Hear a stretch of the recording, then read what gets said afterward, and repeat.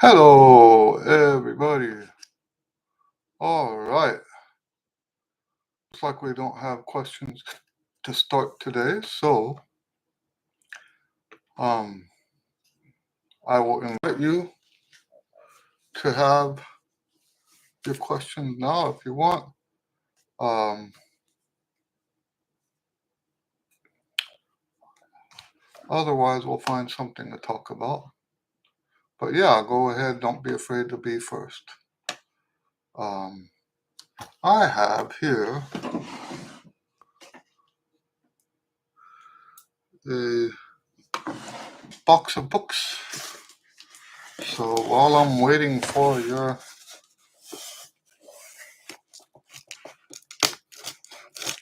questions, I'm going to show you what the books look like.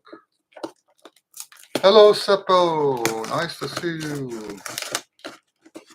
Okay. I like when I get new books. New books.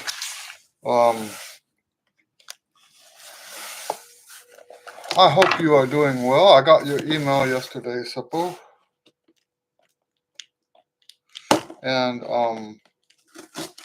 I haven't had time. I've got a gig tomorrow night with my band that I have to set up for. And so I haven't had time to check out your video. All right, let's see here. I'm very excited about this. What's missing? Oh, one more.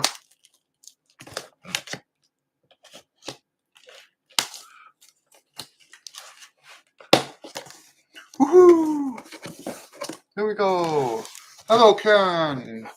Karen says, Eddie, remind me of the value of lip buzzing and mouthpiece buzz. Whoa, that's a good one to start with, right? All right, here we go. The new book. Woo-hoo-hoo. And that's not white. It looks kind of white in the video. It's not white. It's off, like a creamy color. Yeah, so very exciting. Took me forever to get this. I will always associate this book with being sick because that's when I finished it. Anyway, all right, so what's the value of lip buzz? What's the value of mouthpiece buzz? Um, I see, start with mouthpiece buzz first. I see mouthpiece buzz as a transition from lip buzz. So I think the greatest value for mouthpiece buzz is establishing the uh, the the mouthpiece placement position. So this is especially important if you've gone through a embouchure change. So and it's also the mouthpiece buzz is also important if you would like to avoid a future embouchure change. Okay, I actually do believe, and this is theory. It's theory. I have no evidence for it, but I actually do believe that we adjust when we do my system. We adjust to the changes that happen in our face over the long term. We adjust gradually by doing this sequence: the mouthpiece buzz, the lip buzz, the mouthpiece placement, then the mouthpiece buzz, and then the long tones. I think when you do that as a regular routine, that's why we call it a routine. When you do it as a regular routine, you end up uh, adjusting because I, I'm not going to say who it was. I don't. It's not flattering, and if it's not flattering, then I won't say who it was. Um, there's a famous trumpet player that gave a whole clinic in the 80s uh, on the importance of getting your your teeth molded.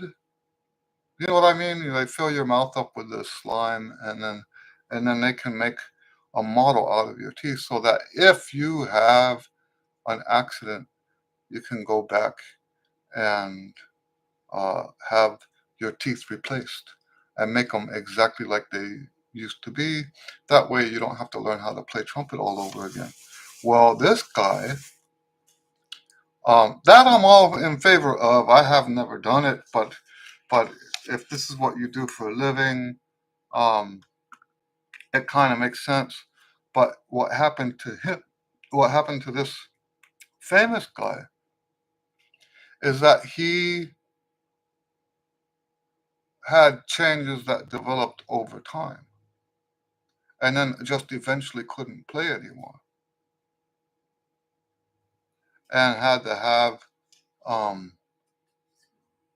hello Larry, um, had to have like reconstructive stuff done to his teeth just so he could play. And I knew back when I saw that master class that in theory that should never happen to somebody that's doing my system, because you're adjusting every single day. So if there's a micro movement that's happening in your teeth, you shouldn't notice it. So that's one of the benefits. Um, I don't think mouthpiece buzz is nearly as beneficial as the lip buzz. Now, why is lip buzz beneficial? The people who are there's two camps. I'm not in either one of them. There's two camps of lip buzz. Maybe there's three now, because there are people now that have. My stuff has been out there now for um, 30 years, and I am starting to meet people that teach my school of thought on stuff that nobody was teaching my school of thought before. Okay, so maybe there are three schools now, but it used to be just two schools. Oh, so you have, excuse me, sorry. You had people who said never, never, never do lip buzz, and you had people who said um, lip buzz is extremely important. Now the two schools there. First of all, I think that the two schools are divided by embouchure type. If we divide embouchures, on this side you have people who are inflammation based, and on this side you have people who are muscle based. I think the lip buzz is bad for people who are inflammation based. The lip buzz will actually make you play worse, not better. Okay, so I think that's why they're opposed so much. Then there's the people who are theoretically opposed to it, but there's a whole group of people out there that say you don't buzz when you play, therefore you shouldn't buzz as an exercise.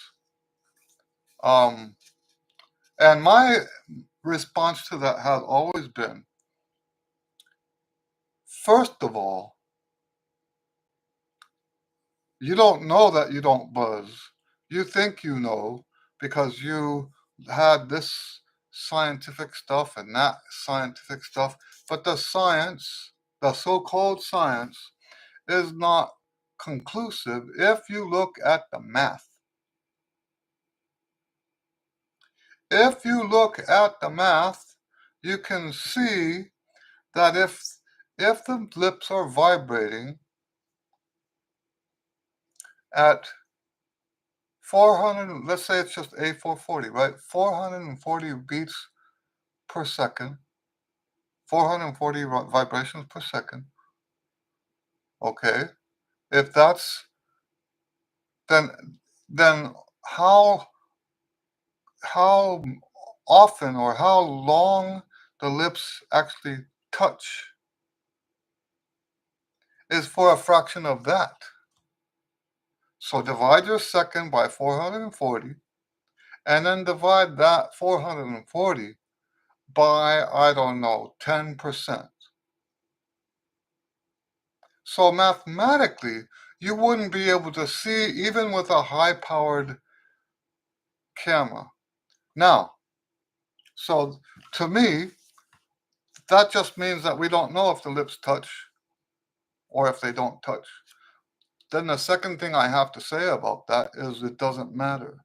If you get the results you want from the exercise, you should do that exercise. It doesn't matter what their theory says. If you get the results you want. Now, a lot of these guys will say that the problem with lip buzz is that it makes your chops stiff. Okay, so this is a legitimate concern. So that's why you have to say what I just said. If the exercises give you the benefits that you are looking for, then do the exercise. Don't let anyone talk you out of it. Vice versa, if the exercises do not give you the benefits that you're looking for, then do not do the exercise. That's how simple it is. It really is that simple. Now, what are the benefits? There are some people on that other camp that would say that the benefits are embouchure strength. And on my list of benefits, yes, I'm going to say that, yes, you can work on strength that way. That's not my preferred way to work on strength. I think most of your strength work should be on the horn. I'm going to say that one more time. So in a way, I disagree with the lip buzz camp. Okay, because a lot of them do it for strength. And I disagree with them because I think the majority of your strength work, in fact, as much as possible, your strength work should be done on the horn, on the trumpet. Now, is it okay to do something that creates strength? Like, is it okay to practice with a peat? Yes, it's okay to practice with the peat. I will prescribe that to a student if there's a reason for it. Is it okay to do like the monkey exercise and the ooh-wee exercise? Yes, it's okay to do that. As long as that's not the primary thing you're doing to build strength. Okay?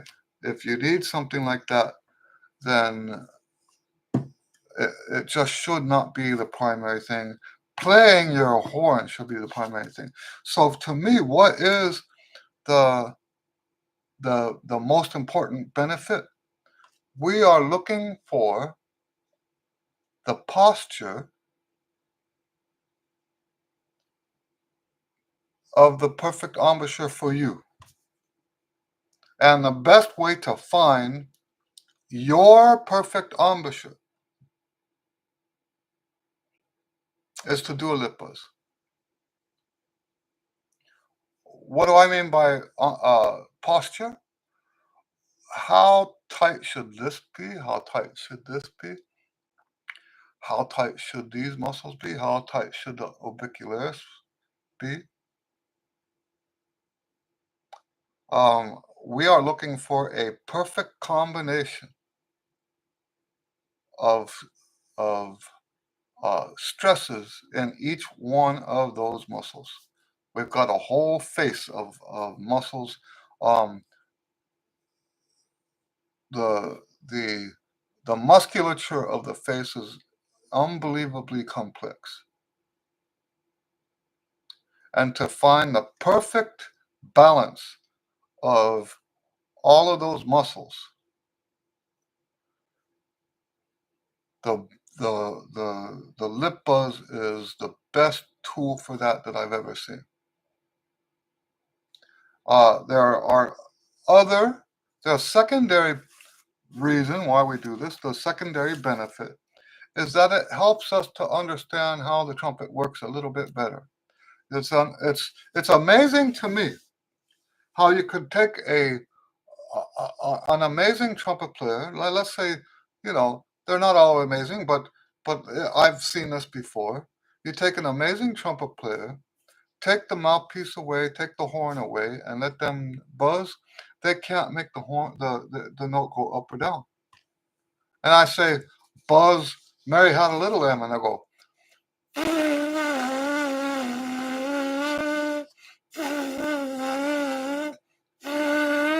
It's the same note all the way through it.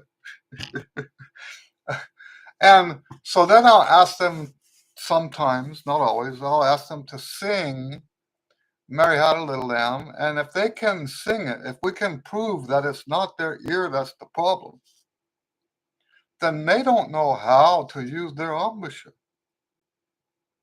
So by changing notes, that's why, by the way, my exercises often have that little, almost like a trill, right?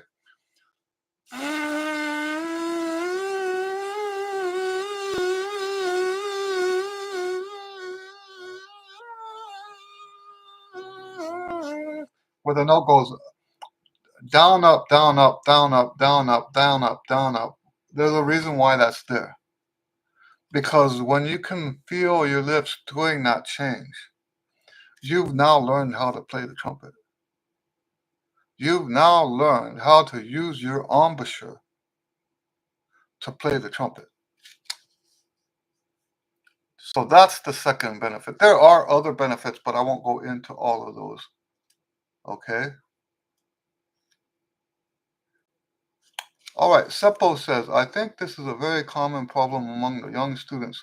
Almost all of the youngest players do have honking sound in their low register. What would be a good way to heal this? Well, I just went through this yesterday. A very clever student, someone who's actually from my neighborhood, and so I've been very excited to teach somebody local. And he says we were doing the scale expansion studies, not the one for the band scale, but for the other one, the major scale expansion studies. And he's down at low F sharp, and we're passing it back and forth. I play it, he plays it. I play it, he plays it. And he put the horn down and he asked me, "Why is it that my low F sharp is all over the place and yours is stable?" And I told him I only figured that out 15 years ago, really. And because I was doing these recordings, right? And I thought my low register was beautiful until I started recording myself. Then I realized otherwise. And um, so that was when I was recording. So I said 15 years ago. It's actually 11 years ago. Sorry about that. I was recording the that first album that I did, Trumpet Vintage Trumpet Treasures, right? I was doing that and it had low notes in it. And my low notes were awful. They were out of tune, they were flabby. Um, and I figured out while I was recording that if you push, we have to be careful about the way we say this because we're already accused of playing sharp. I'm not telling you to play sharp. But if you, let me get my horn.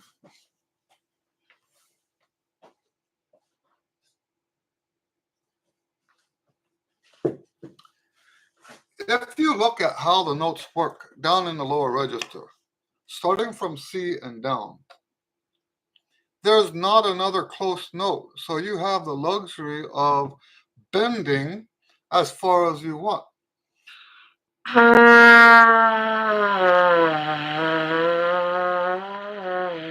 You have all kinds of room. Same thing on all three.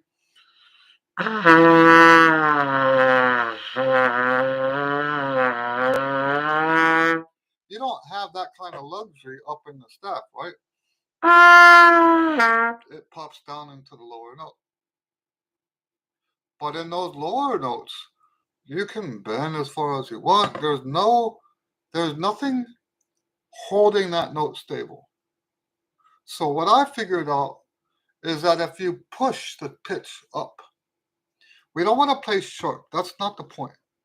But when we by the way, this is one of the benefits of doing lip bends, because you can find where this spot is. You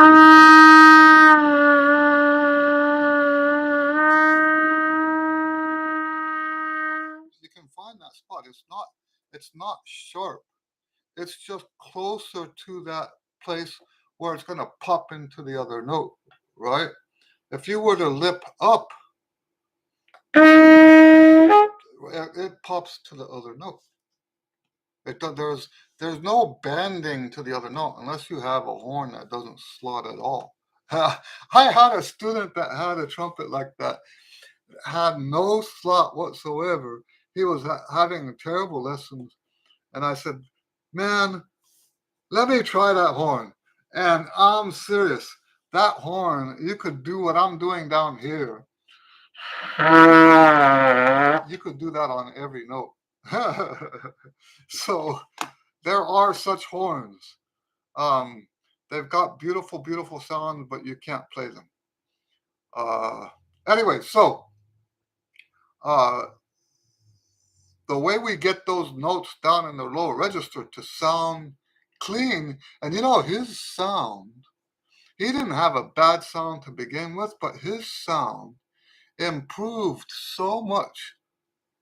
And it's not the sort of thing I would have asked him to do, but he was, people need to be ready for certain things. And the fact that he asked the question meant that he was hearing it.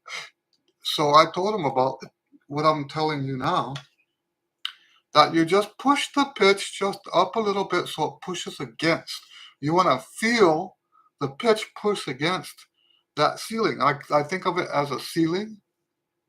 And if you push against that ceiling, not enough to push it over to the next note, then you get a nice clean tone down in the lower register. All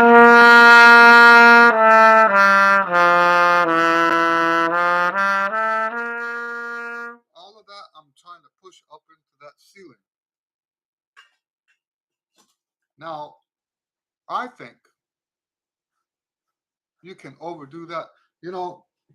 If you push too hard up into the ceiling, you will get a pinch sound.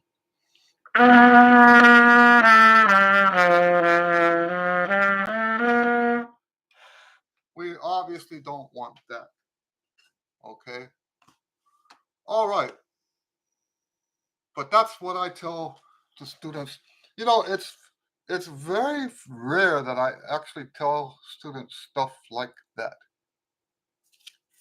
There's compared to procedural stuff, right?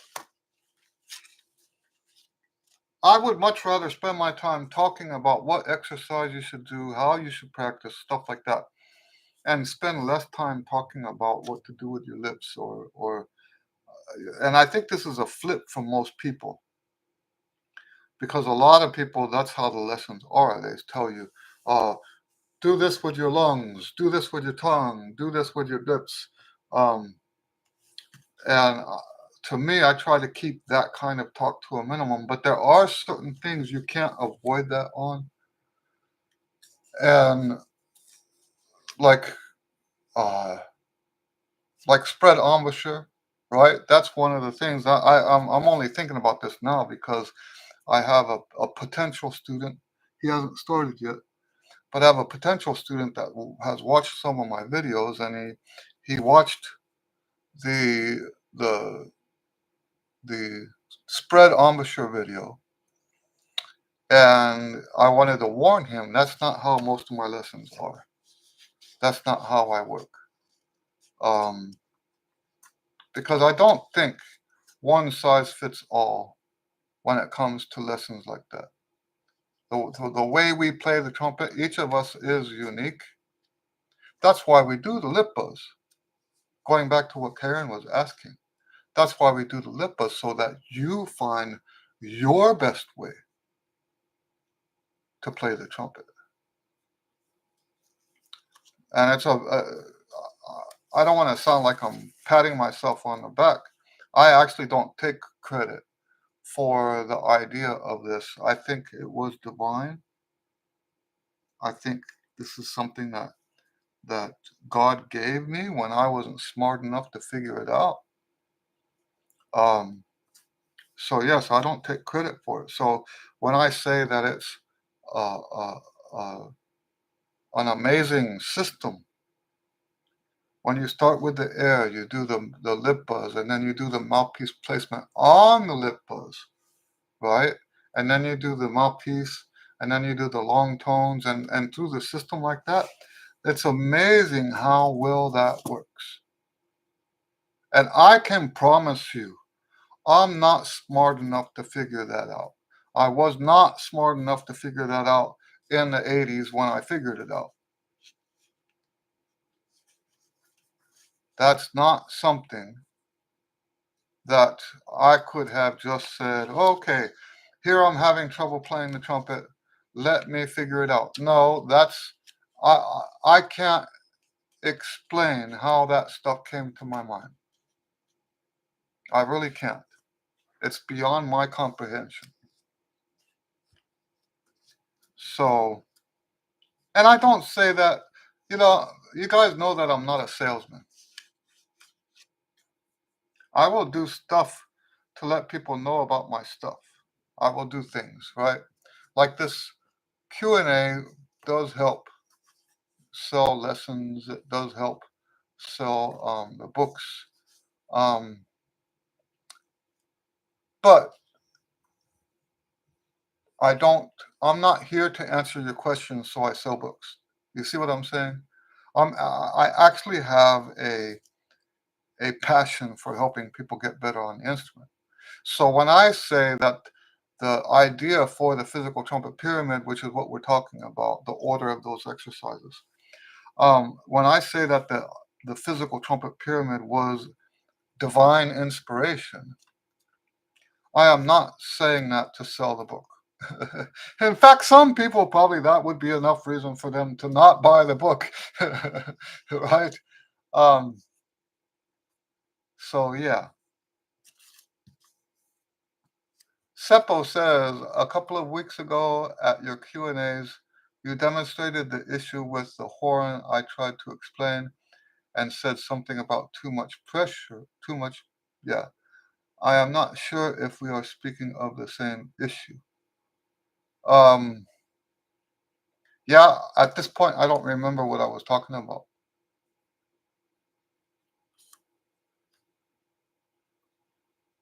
Maybe we could try again. Tell me what it is you were asking. Maybe use a different set of words or something.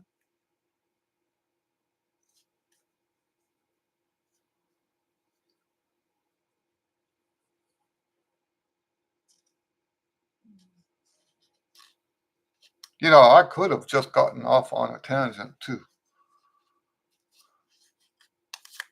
I used to have this amazing skill to go 5 tangents deep and then resurface back to what we were talking about. I don't think I have that skill anymore. Okay, for the honking sound. Oh, you're talking about in the lower register. So if they're talking about a pinched lower register, that's something entirely different. And that could be, I hate to do this, right? I hate to do this when it's a student that I'm teaching, but it could be the size of the mouthpiece. I don't, it's extremely rare for me to jump at equipment as a first problem, a first solution. Extremely rare. But that's so now you're saying like something related perhaps to throat or something nearby. So, you know, if you're talking about pinching, then pedal tones and lip bends, I think, are the best solution for that.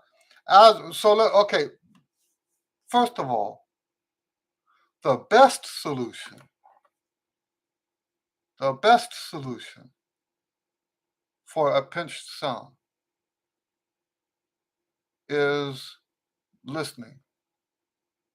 And I'm going to tell you, I don't necessarily have a problem with the young. If a student has only been playing for about 2 years, I don't have a problem with that student having a pinch sound. Because it's true what these lip buzz people say. Uh, if you do lip buzz, your concept of how the embouchure works can be just a little bit flawed. And yes, I've been accused of, with my beginner students, I've been accused of having students that have a pinched sound. Am I saying that's okay? No, that, people have heard me say a lot lately um, that this is the hardest part of what I teach because I we have a standard, and in this case we're talking about a pinched sound. We have a standard. That standard doesn't go away. We still want them to have a not pinched sound, a full open sound. Okay, we still want that. But I don't want them to just get. So, everything I've seen other people do to help the beginners, I'm talking specifically about beginners. Everything I've seen them do with the beginners that helps them get a better sound now is stuff that doesn't. Think about it. If they don't know what a better sound sounds like, how are they supposed to, when they're practicing, even know that that's the sound they're getting? So everything, so the teacher says, yes, yes, yes, that's the sound we're looking for. Well, they don't have ears enough yet to know what you're talking about. So So they're just doing something mechanical to get that sound, and they have no ownership over it. They have no ownership over that sound, over that process of how to get that sound. And here's the biggest reason why I don't like that is that students that learn to get a great sound mechanically instead of through the process. Remember what I said earlier? I rarely teach mechanics and I teach process instead. I'm going to say that one more time. I rarely teach mechanics, I teach process instead. And if you teach them the mechanics and they haven't gone through the process, then the biggest problem, I was about to say this, the biggest problem is that they don't have any control over their sound. And I hear people that go all the way to their professional years that have no ability to change their sound according to what's appropriate. They have one sound. They just have one sound. They use that one sound for everything. They use it for jazz. They use it for classical. They use it for Mahler. They use it for Mozart. They use it for Stravinsky. They use it for Schoenberg. It's the same sound all the time. You might as well be playing a MIDI keyboard. And if you can't change sounds from one composer to the next, surely you can't change sound inside the composition either. So when something is more appropriately big here and delicate here, you can't do that. You don't have the ability to control that. If you do the procedure, which starts with listening to great trumpet players, that's why I have on my website that page for the classical stuff anyway. I've shared the link here several times. Let's look at it again. I have a page on my website that lists the best trumpet players in the world, classical guys anyway. I never got around to doing one for jazz yet. Okay, here's trumpet listening, classical trumpet soloists. So here's the link.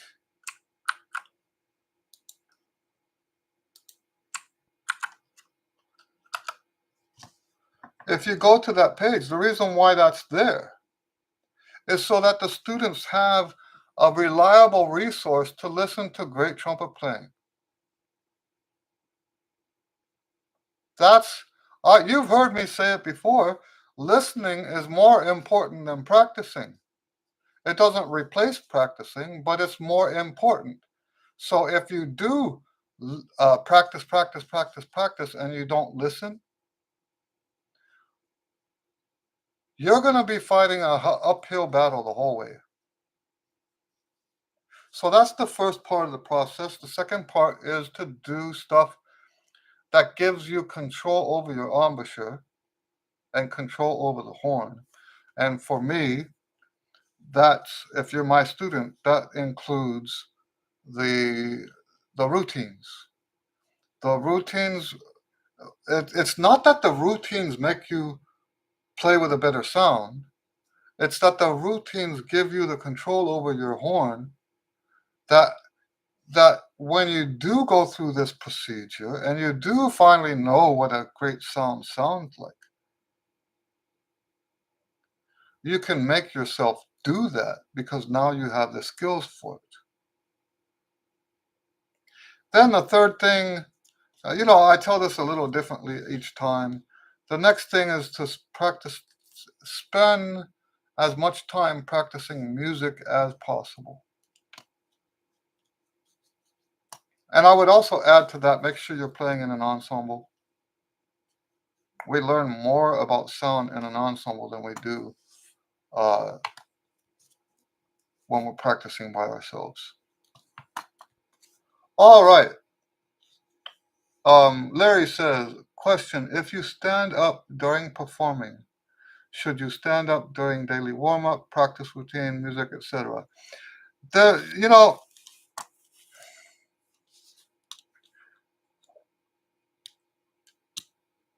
I'm going to say yes, but I want to clarify my reason for saying yes. What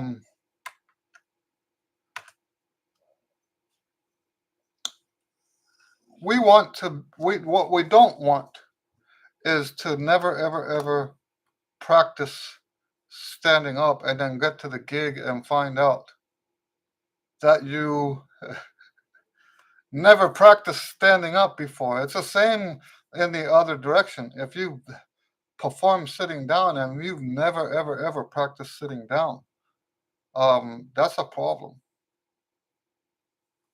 So now most of uh, lately, I shouldn't say most of them, um, because big band gigs you sit down, right? But most of my gigs are stand-up gigs, and so most of the time I do stand up. Lately, I've been sitting down more because of we haven't figured out my medication yet, and I have days when my blood pressure goes too low, and uh, so yeah, on those days I can't stand up and practice.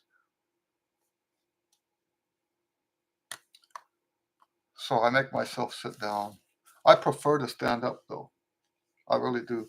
Everything in the chest and all that stuff is in the right position when you stand up. Seppo says, thank you for this. Well, you're welcome. Seppo says, a friend of mine has been doing the whisper tones of the Cat Anderson method. How do you think about the whisper tones, and do you recommend to practice also in that way? Um, I think it's a wonderful, first of all, I I don't know that I would do that. Remember that we have this divide between the muscular um and the other one, right? The muscular and the inflammation based on sure. I don't know that I would recommend that to an inflammation based player. Just like I wouldn't recommend to the inflammation based player what's his name? Anyway, I shouldn't say that out loud.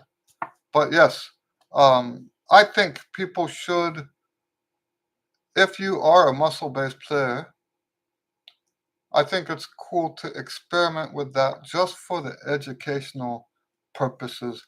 I don't think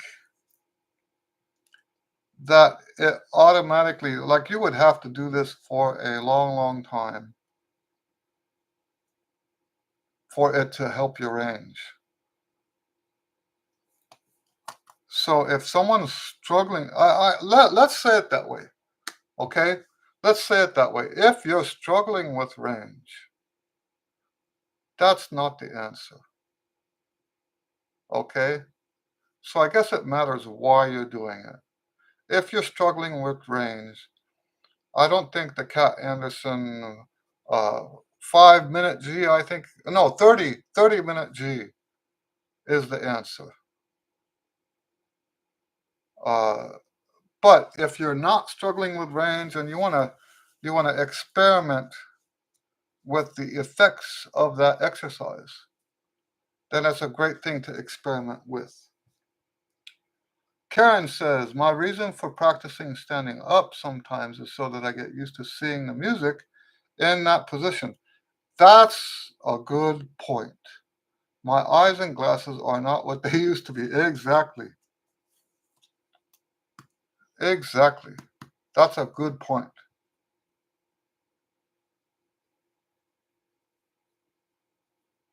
That's a good point. All right. Any other questions? This is a good, oh, excuse me, a good Q and A. Lots of questions. I'm so excited about this book. I think next week I'll make it official. I'll put a video out, and I already did the video, but I didn't have books to show in the video. So it's 133 different hymns, and it's just basically it's the unadorned trumpet hymn, but the new improved version. Because a lot of times, like this one that has a refrain, right? To God be the glory. So you've got the verse and then the refrain. A lot of times when I did these originally, uh, I didn't play on the verse, the second part. I didn't have a second part for the verse, only on the refrain. And so before I could publish this book, I needed to go through and get second parts for all of them. So that's exciting.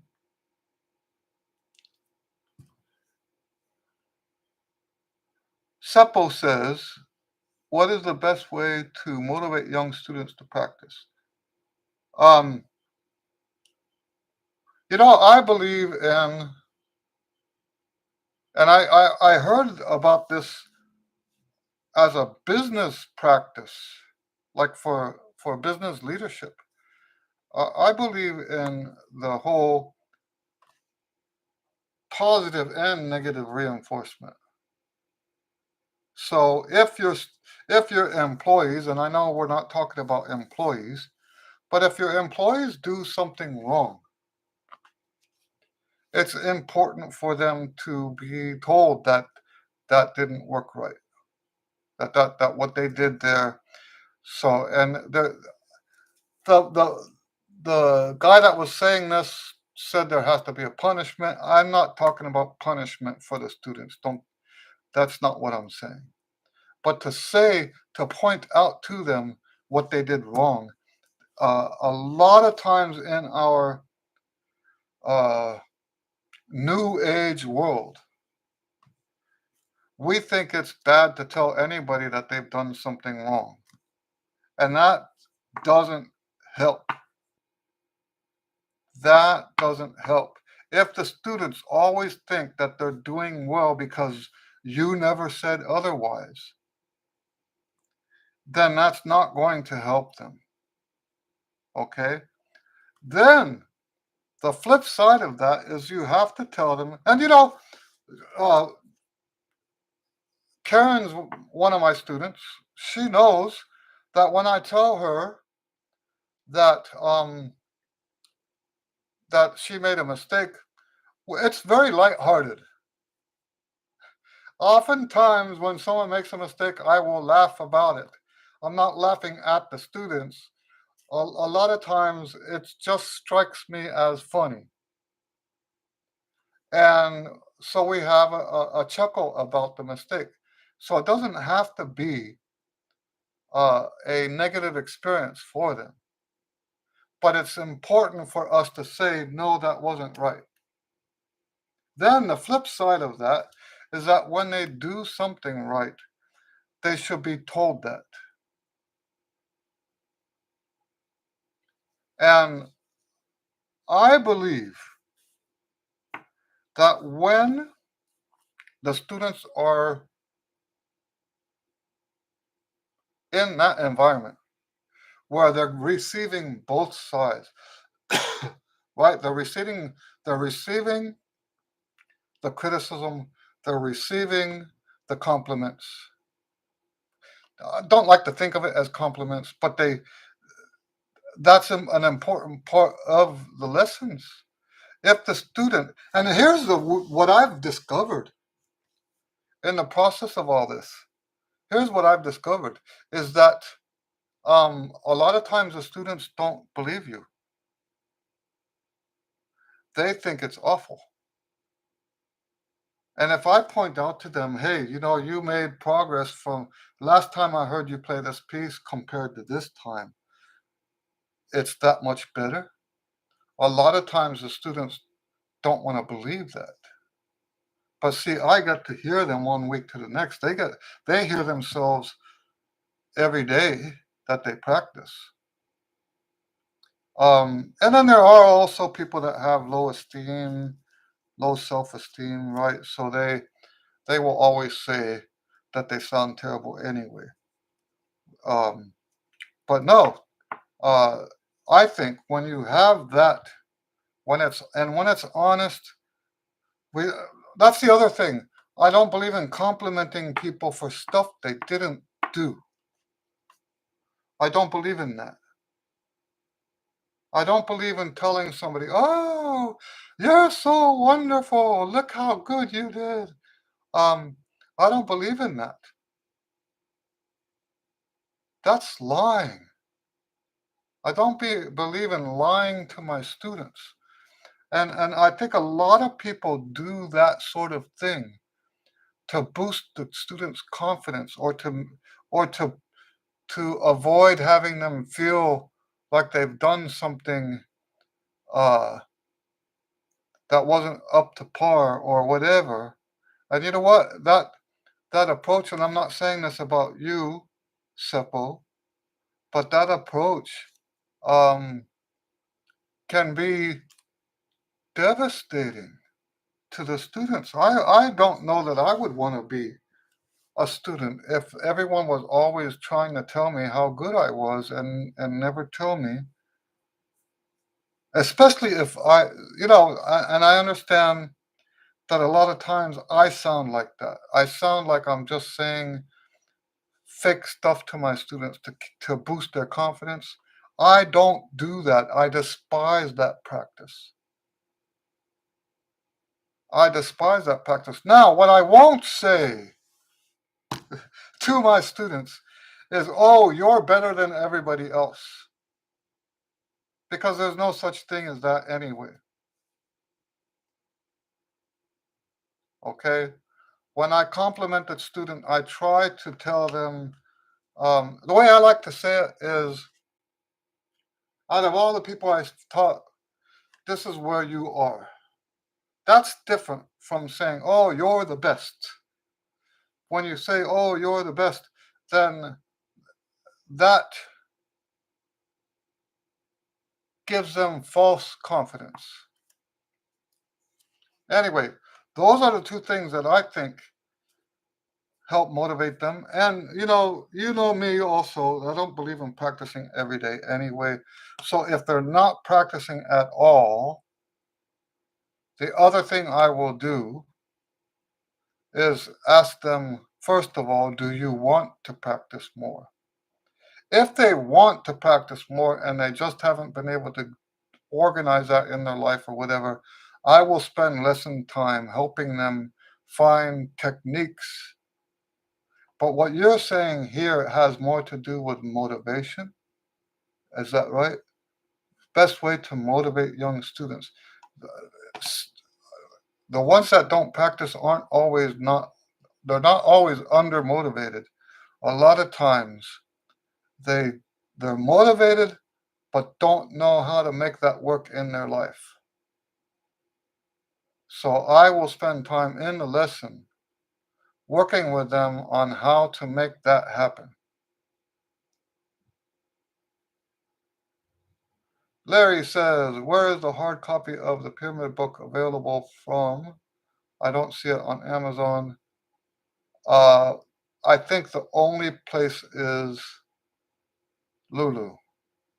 And the reason for that is because there's images inside that book that don't fit the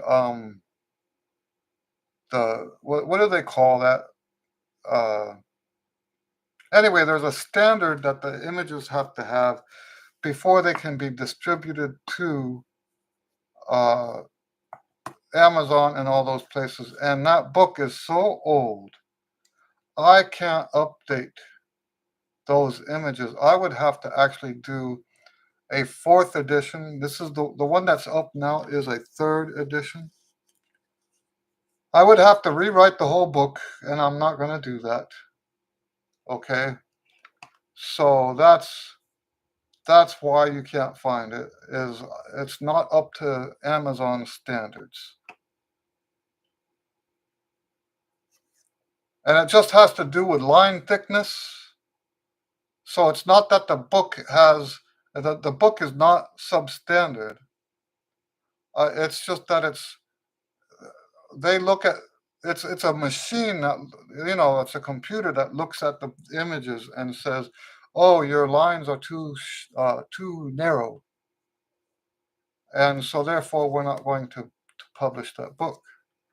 So that's where that comes from. Wedding live stream. Hello, wedding live stream.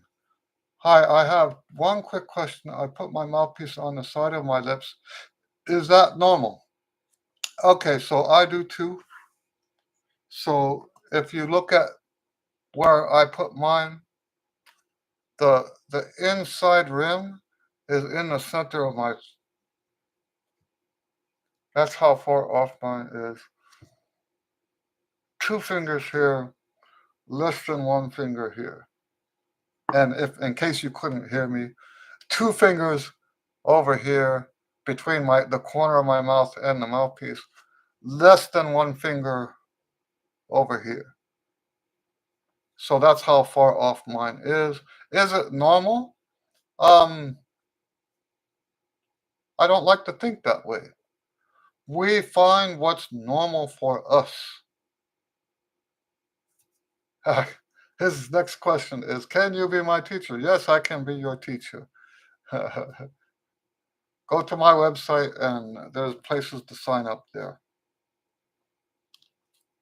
So yes, I play off to the side. I actually have a video about that. So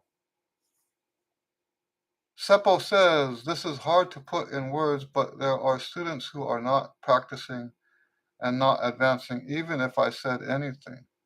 In today's values, I just keep continue doing my job. So, my situation is very different from that. So I really don't have much to add besides what I'm saying. Because if I have a student that's not practicing, remember, I've told you guys many times before, my business model is that the student is my boss. And I'm going to help the student get where they want to go. So if I do have a student, hello, Jeffrey, if I do have a student that's not practicing, and like I said, I will ask them, do you want to practice? There's some of them that don't. What's amazing to me, because I've been teaching this way since, it's been 20 years now since I started teaching this way, 2004. When I started back up in 2000, was it 2004? Yeah, 2004, I started teaching again. Um, when I started back up, I told myself I would never go back to how I was teaching before. I said, um, I don't want to care more about their progress than they do. Because, that's why I quit. I quit in 97, which means that, that was 2004. I quit for 7 years. I quit teaching. And that's why I quit, because that concern I had for these students that weren't practicing was killing me. The stress of it was killing me. So when I came back to teaching, that's when I switched to this business model where they are the boss. So now when I'm teaching, there's very little that stresses me out about their lessons. Very, very little. Whereas before, it stressed me out royally. So um, now, if they don't tell me what it is they want to accomplish, then I can't help them now that much, right? But no, we're talking about people that don't practice. If my students, if after we've gone through all this stuff and they decide they don't want to practice, and I have had those, who am I to say, no, I'm not teaching you anymore? Who am I to say, well, you need to practice anyway? That if you have a business model like what I've been doing, where I'm not just the master and I tell you what to do and you better do it. Um, no, my business model accommodates people that don't want to practice. And what the amazing thing is, they actually make progress. That's the amazing thing about it. They actually make progress. It's not the same as the progress of the students that practice, but they make progress enough for me to have changed my whole attitude about what practice is all about. I think a lot of times people practice so badly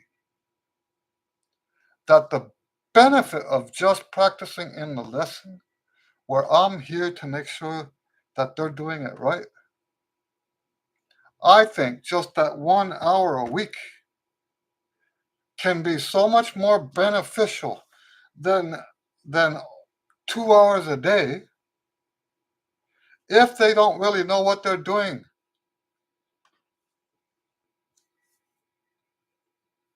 I think that's part of why I see so much progress on those students. Now, rightfully, it's right to point out that they could not possibly, a student that can practice properly, is not going to, he is going to do much better than someone that doesn't practice at all, right?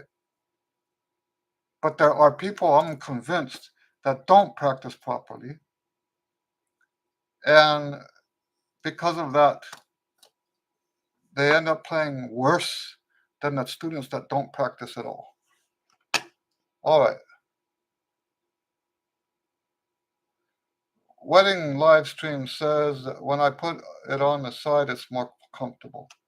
That's right. And that's the reason why you should put it on the side. Uh, and I can get,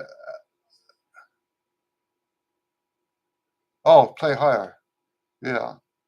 If I put the middle, the, if you put it in the middle, you only get up to high C. Yep. That's how it works. All right. So Jeffrey says, hello, great to see you. You look 100%. Well, thanks. He says, I look 100% better than last week. Well, even last week. Oh, wow.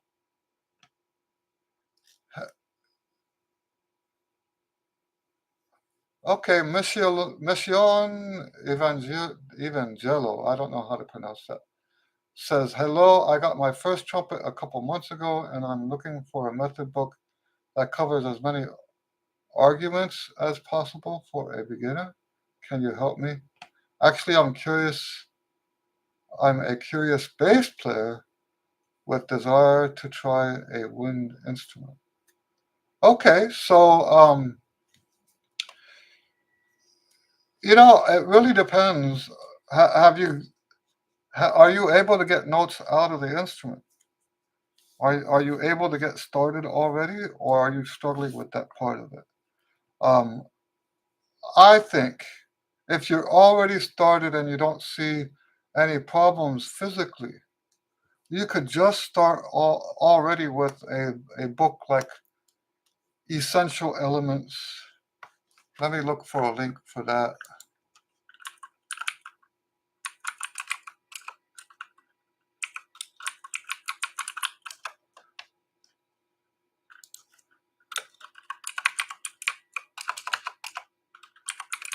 I don't start most students off with the routines right away. So, yeah, so that book is still available. Let me show you. I'll put the link.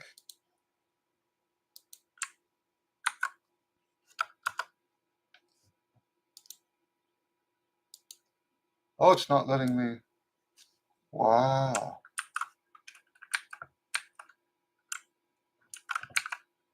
Wow. It won't let me send it.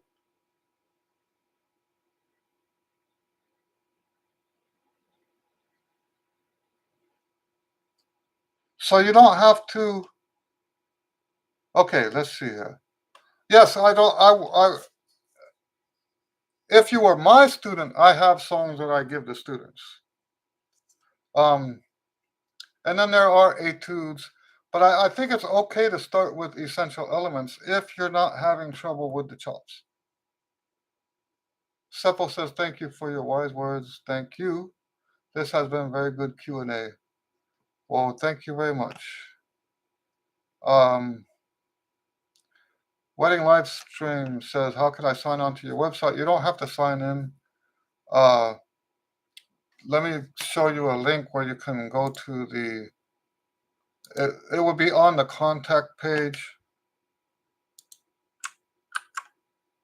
So here's a link to the contact page.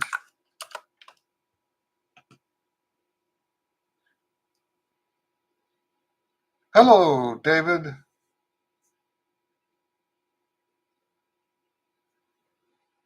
Nice to see you guys. All right, we are over time. So, very good. Yes, I agree with Seppo. This was one of the best ones we've had in a long time. So it's nice hanging out with you guys. I always say that, but it's true. It's nice hanging out with you guys. We'll see you next week. Actually, there's some weeks that I won't be able to do this. I think 2 weeks this month. And since this is the 11th, that probably means. Anyway, so I have HSPVA stuff to do. That's the High School for the Performing and Visual Arts. I'm actually performing with them, and I'm rehearsing their band, the trumpets.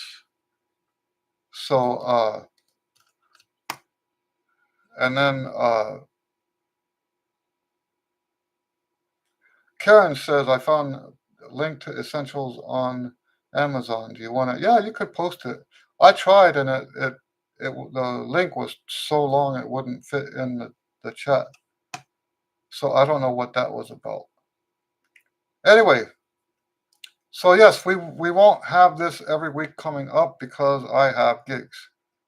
So I will.